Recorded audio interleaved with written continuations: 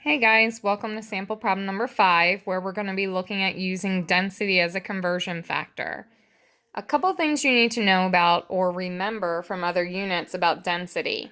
Number 1, 1 milliliter is equal to 1 centimeter cubed, also referred to as 1 cc. That was a conversion that you were supposed to memorize.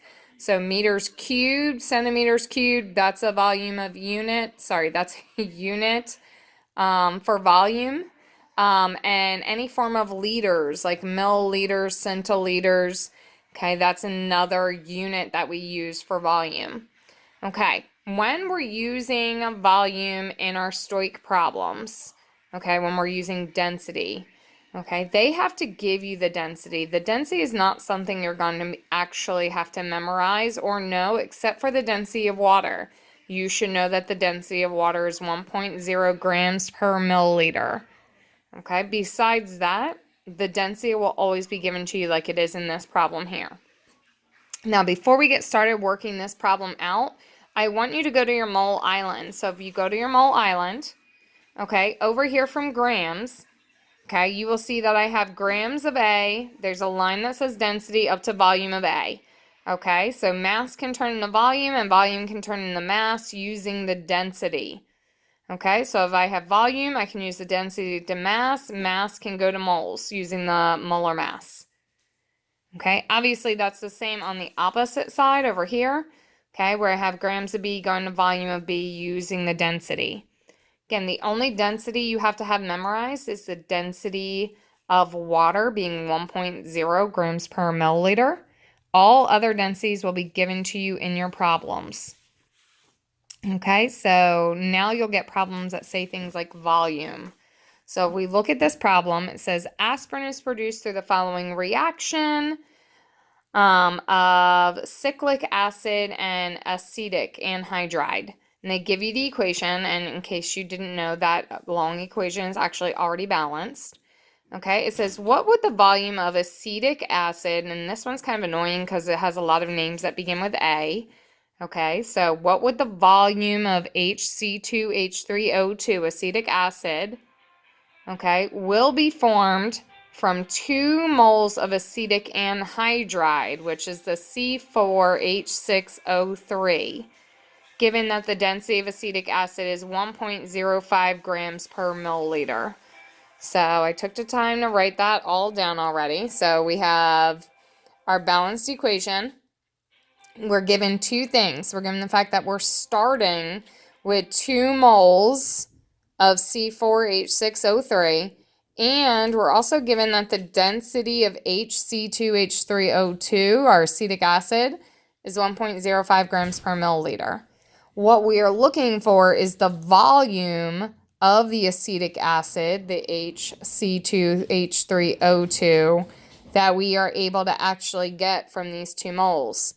Now, since they don't want volume in a particular unit, like it doesn't say the volume has to be in liters, we're going to keep the volume the same unit as it is in the density. So in the density, they give us milliliters.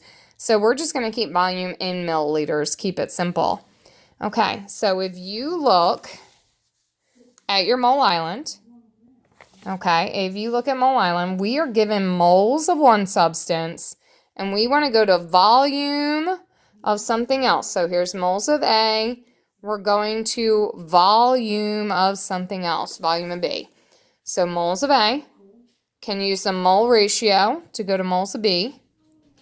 Moles of B can use the molar mass to go to grams. And then once we're in mass, once we're in grams, we can then use that density that they gave us to go to our volume. Okay? So that's what I have written on my paper, moles to grams, grams to volume. Okay, so we have 2 moles, C4H6O3, times, draw the line. I know I want my moles of C4H6O3 on the bottom. And using my balanced equation, moles of one thing can turn into moles of something else. Okay, if I go to my balanced equation, everything in this case has a coefficient of 1, so these are both going to have a 1. Okay, remember mole to mole? Then I'm going to go from moles to grams. Okay, so my moles of C4H6O3 are gone. I know I got to keep going, so my moles of acetic acid are going to go on the bottom. And that's going to turn into grams of acetic acid. And I know I don't want my answer in grams. Okay, so I know I got to keep going, so that's why I drew my line already. Moles of acetic acid are canceled out. Notice it's moles to grams, which means it's old school. So I have 1 mole equals so many grams from the periodic table. I go to the periodic table and I add it up. This paper that I have in front of me tells me it's 60.0.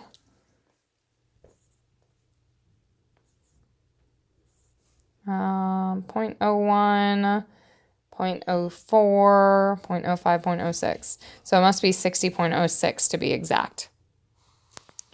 Okay, so we got 60.06 there. Okay, now we know we're not done. Okay, I don't want grams, I want volume. So this is where I'm going to use my density conversion.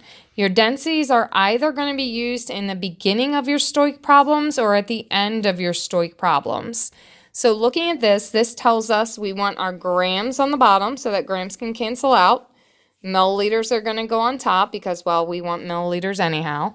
I don't have enough room to write acetic acid over here, so I'm just going to keep it as grams and milliliters. Okay, and if I go back in my conversion, it says I have 1.05 grams. So wherever I put the grams, I'm going to write the 1.05 for every 1 milliliter. Notice there's no number. No number means 1.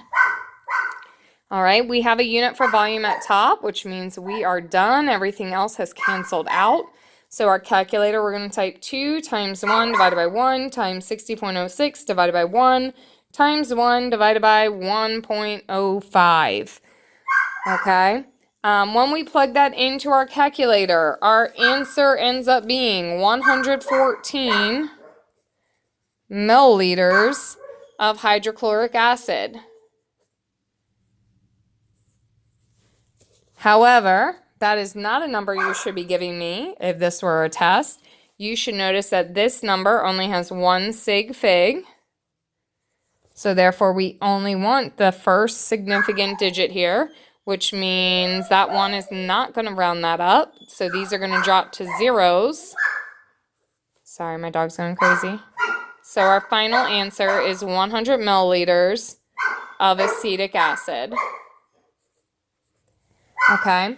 Be careful not to get tripped up. You'll see a lot of these problems actually use the metric system. So instead of solving in milliliters, they'll ask for the volume in liters, in which case we just have one additional line here for the metric, converting from milliliters to liters.